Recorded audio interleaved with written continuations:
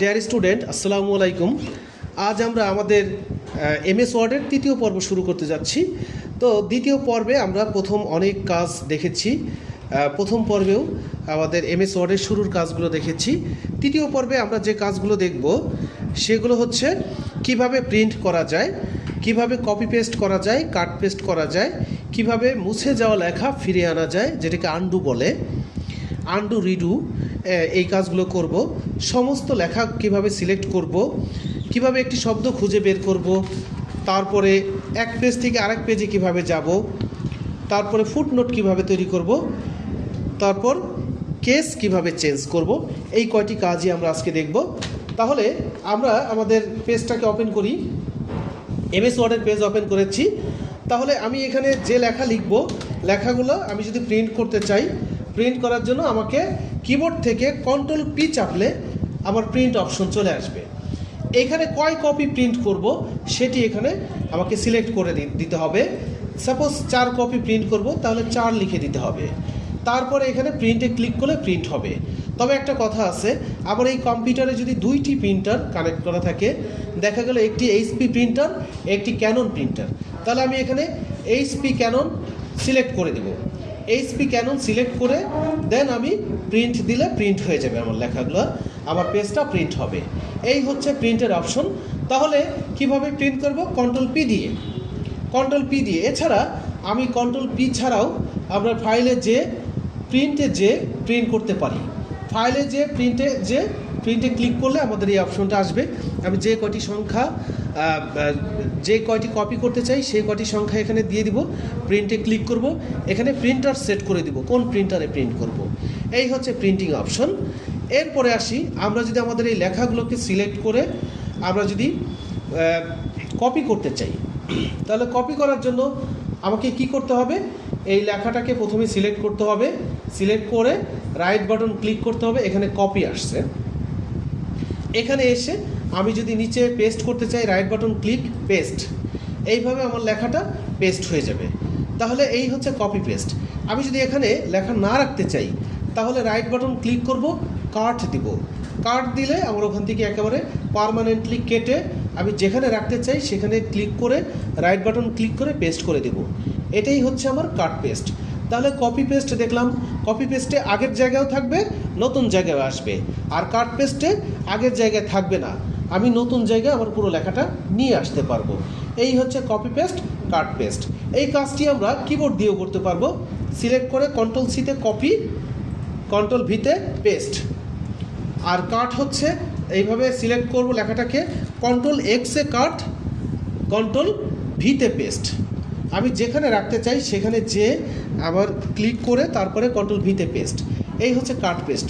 তাহলে কিবোর্ড দিয়ে কন্ট্রোল সিতে কপি, কন্ট্রোল ভিতে পেস্ট, কন্ট্রোল এক্সে কাট, কন্ট্রোল ভিতে পেস্ট। এই হচ্ছে copy paste, paste, cut paste. এরপরে আমরা দেখব, আমরা যদি এই লেখাটাকে মুছে ফেলি, কন্ট্রোল এ দিলাম, কন্ট্রোল এ দিলে আমার অল সিলেক্ট হবে, পুরো লেখাটা সিলেক্ট হবে। পুরো লেখাটা সিলেক্ট করার জন্য কন্ট্রোল এ দিতে হবে। আর যদি আমি পুরো লেখা সিলেক্ট না করতে চাই, তাহলে এইভাবে আমি কার্সর দিয়ে মাউস দিয়ে এইভাবে particular paragraph, particular line select করতে পারবো। আচ্ছা, দেখা গেল যে আমি সব লেখা সিলেক্ট করে ডিলিট দিয়ে দিয়েছি। তো এখন দেখছি যে সর্বনাশ, আমার এই খুব গুরুত্বপূর্ণ কাজ ডিলিট হয়ে গেল, ফিরিয়ে আনতে চাই। কন্ট্রোল জেড দিলে আবার লেখা ফিরে আসবে। এই কন্ট্রোল জেডকে বলে আনডু। আমি কিবোর্ড দিয়ে কন্ট্রোল জেড দিয়ে ফিরে আনতে পারি মুছে যাওয়া লেখাকে। আবার কন্ট্রোল জেড ছাড়াও আমি যদি এই যে এখানে উপরে এখানে যদি ক্লিক করি, এটাকে আনডু বলে। ওই যে ওখানে একটা শর্টকাট লেখা আসছে কন্ট্রোল জেড, তাহলে এখানে ক্লিক করলেও ফিরে আসবে। আবার যদি মনে করি যে না, মুছে ফেলেছিলাম ওই অবস্থায় যাই, কন্ট্রোল ওয়াই, কিবোর্ড থেকে কন্ট্রোল ওয়াই দিলে মুছে যাওয়া অবস্থায় আবার ফিরে যাবে। এইভাবে কন্ট্রোল জেড দিলে আনডু, কন্ট্রোল ওয়াই দিলে রিডু হবে। এখন আসি, আমার লেখাগুলোকে সিলেক্ট করব কিভাবে সেটা আগেই বলেছি। কন্ট্রোল এ দিলে অল সিলেক্ট। এছাড়া আমি এইভাবেও সিলেক্ট করতে পারি, আবার কিবোর্ড দিয়ে শিফট ধরে এইভাবেও সিলেক্ট করতে পারি। ইচ্ছা মতো আমি এইভাবে সিলেক্ট করতে পারি। তো এই হচ্ছে আমার সিলেকশনের অপশনটা। তারপরে আমরা দেখব কিভাবে একটি লেখা খুঁজে পাওয়া যায়, বা একটি শব্দ খুঁজে বের করতে চাই। যেমন ডকুমেন্ট, আমার এইখানে কয়বার ডকুমেন্ট লেখা আছে, বা পাওয়ারফুল কয়বার লেখা আছে আমি খুঁজে বের করতে চাই। তাহলে পাওয়ারফুল এর উপরে সিলেকশন করে ফাইন্ডে যাব, এখানে পাওয়ারফুল লেখাটা চলে আসছে। আমি সিলেকশন না করে এখানে লিখে দিলেও হতো, তাহলে আমার পাওয়ারফুল কয় জায়গায় আছে সেই কয় জায়গায় আমাকে এই ফাইন্ড করে দিয়েছে আর কি, একটা ফিল কালার দিয়ে এই লেখাটাকে ফাইন্ড করে দিয়েছে, সিলেক্ট করে দিয়েছে যে এত জায়গায় আপনার পাওয়ারফুল লেখাটা আছে। আমি যদি এই পাওয়ারফুলটাকে চেঞ্জ করতে চাই, যে আমি পাওয়ারফুল রাখবো না, আমি এখানে স্ট্রং দিব, তাহলে আমার ডান পাশে উপরে রিপ্লেস নামে একটা অপশন আছে, এখানে আমি ফাইন্ড হটে যেটা রাখতে চাই না সেটা লিখবো, আর রিপ্লেসে যেটা নতুন করে আনতে চাই সেটি লিখবো। তাহলে আমি স্ট্রং লিখে দিচ্ছি, STRONG, স্ট্রং। রিপ্লেস অল দিলে সব জায়গায় রিপ্লেস হয়ে যাবে, সব জায়গায় রিপ্লেস হয়ে গেল। তাহলে আমরা এখানে দেখতে পাচ্ছি আগে এখানে পাওয়ারফুল ছিল, এখানে পাওয়ারফুল ছিল, এখানে ছিল, সব জায়গায় স্ট্রং হয়ে গিয়েছে। এইভাবে একটি শব্দ খুঁজে বের করতে পারি এবং রিপ্লেস করতে পারি। তাহলে এটাকেই বলে ফাইন্ড অ্যান্ড রিপ্লেস। এরপরে আমি এক পেজ থেকে আরেক পেজে যাব কিভাবে সেটি দেখব। এক পেজ থেকে আরেক পেজে যাওয়ার জন্য আমার পেজ কতগুলো আছে সেটি আগে দেখতে হবে। এখানে আমার পেজ একটি রয়েছে, তাহলে আমি লেখাগুলোকে কপি করে একটু পেজ বাড়াই, লেখা কপি পেস্ট করে অনেকগুলো পেজ নিলাম। এইখানে আমরা নিচে গেলে দেখতে পারবো কয়টি পেজ হয়েছে আমার। এখানে আমার 7টি পেজ দেখাচ্ছে। তাহলে আমি প্রত্যেক পেজে যদি পেজ নাম্বার দিতে চাই, ইনসার্টে যাব, পেজ নাম্বারে যাব, টপ অফ দ্য পেজ, তারপরে এখানে আমি যে কোনো একটা অপশন সিলেক্ট করে দিতে পারি। তাহলে প্রত্যেকটা পেজের প্রথমে আমার পেজ নাম্বার চলে আসছে। আমি এটা ক্লোজ দিব। এখন আমি যদি পেজগুলো আমার জুম করি, দেখা গেল আমার 1000 পেজ আছে, তাহলে 1000 পেজের আমি শেষ পেজে আছি, প্রথম পেজে যাব।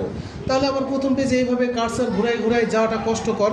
সেক্ষেত্রে আমি যদি Ctrl+G দিই, Ctrl+G কিবোর্ড থেকে, তাহলে যেখানে গো টু আসবে, এখানে আমি 1 দিয়ে দিব, দিয়ে গো টু দেবো, আমাকে একেবারে প্রথম পেজে নিয়ে গেছে, এক পেজে নিয়ে গেছে। এইভাবে আমি শেষ পেজে যাওয়ার জন্য Ctrl+G, আমার 7 নম্বর পেজ, 7 নম্বর লিখে দিলাম, গো টু দেবো, আমাকে এখানে 7 নম্বর পেজে নিয়ে আসছে। এইভাবে আমি এক পেজ থেকে আরেক পেজ বা এক লাইন থেকে আরেক লাইনে যেতে পারবো। এরপরে আসি ফুটনোট। ফুটনোট কিভাবে আমরা লিখব? ফুটনোট হচ্ছে যে কোনো একটি শব্দের ফুটনোট লিখতে চাই। সাপোজ আমি এখানে ডকুমেন্ট অর্থকে আমি জানি না, তা আমি ডকুমেন্টের অর্থ লিখে রাখতে চাই। আমি ডকুমেন্টের শেষে ক্লিক করে রেফারেন্সে যে ইনসার্ট ফুটনোট, ইনসার্ট ফুটনোটে যে এখানে আমি লিখে দিলাম document means data, document means MANS data, document অর্থ হলো ডাটা। তাহলে এই যে ডকুমেন্টের পাশে আমার 1 দিয়ে দিয়েছে, এবং যখনই আমি এখানে যাব তখনই আমার এই লেখাটা দেখাবে ডকুমেন্টস মিন্স ডাটা। ওই যে নিচে যে লেখাটা লিখেছিলাম ওই লেখাটাই এখানে গেলে দেখাবে। এইভাবে আমি প্রত্যেকটা শব্দের ফুটনোট দিতে পারি।